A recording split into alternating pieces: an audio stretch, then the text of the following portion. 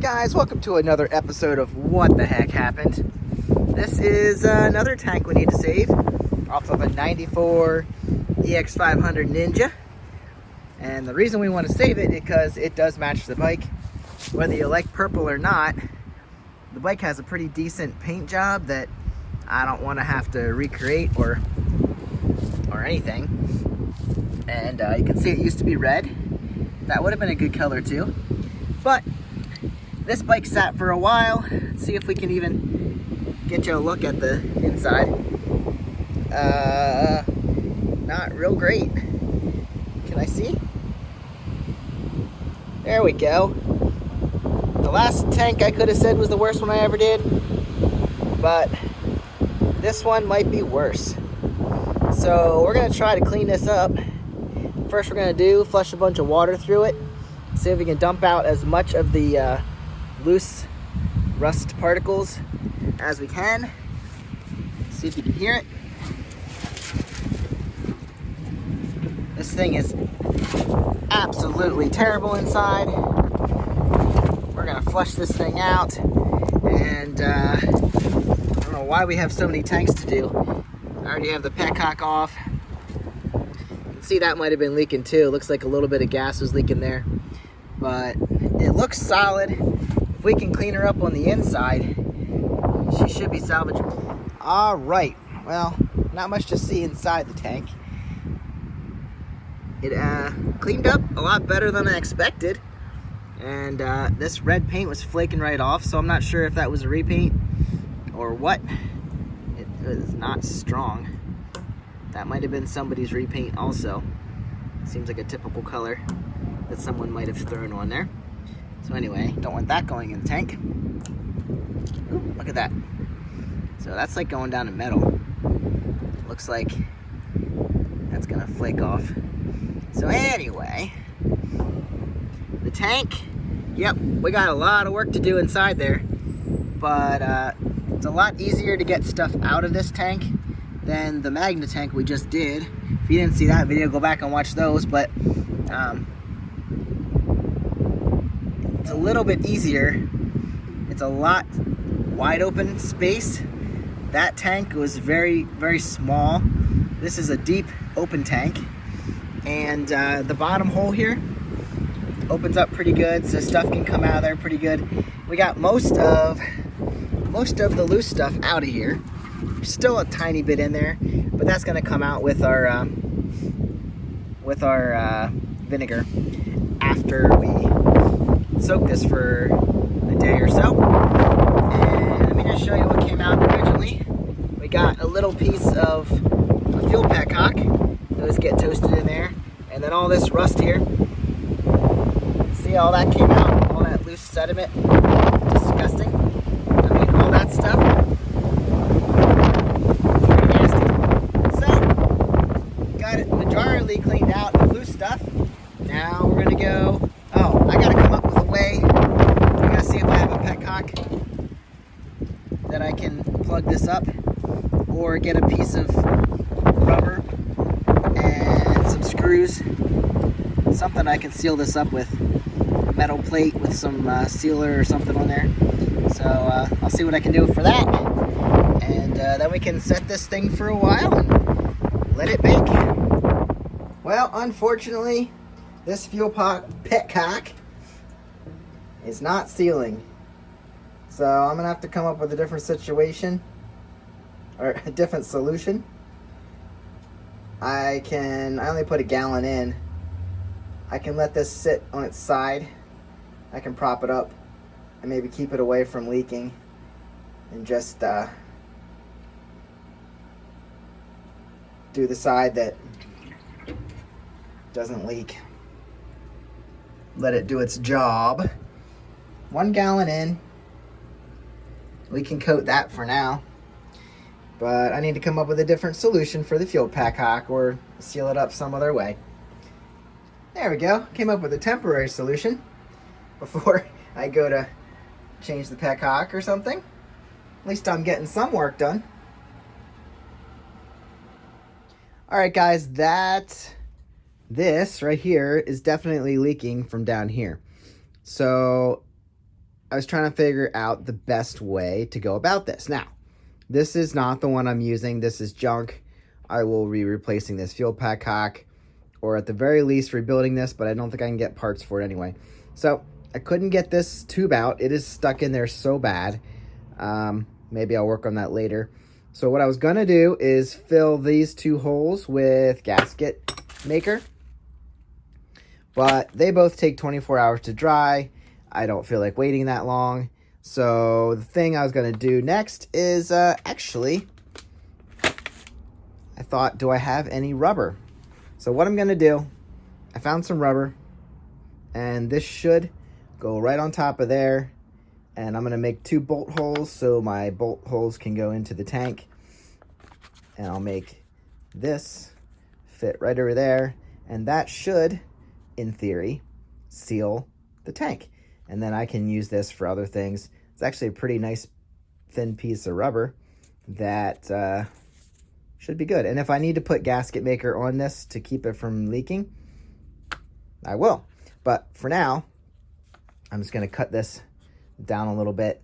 I don't even care if it's oversized, but I'll just use this corner and make 2 holes in here, bolt it onto the tank, and hopefully this rubber will keep the liquid from leaking out of the tank, and we can be on our way. Maybe I'll cut it down a little bit. I'll probably be using this kind of setup again, but yeah, got to make a little jig here, cut this down, put some holes in it, and hopefully seal up my tank. And technically I wouldn't need the fuel petcock.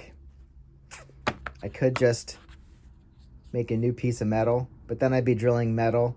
So all I'm gonna do, make some holes in this rubber. And this actually came off of a Goldwing.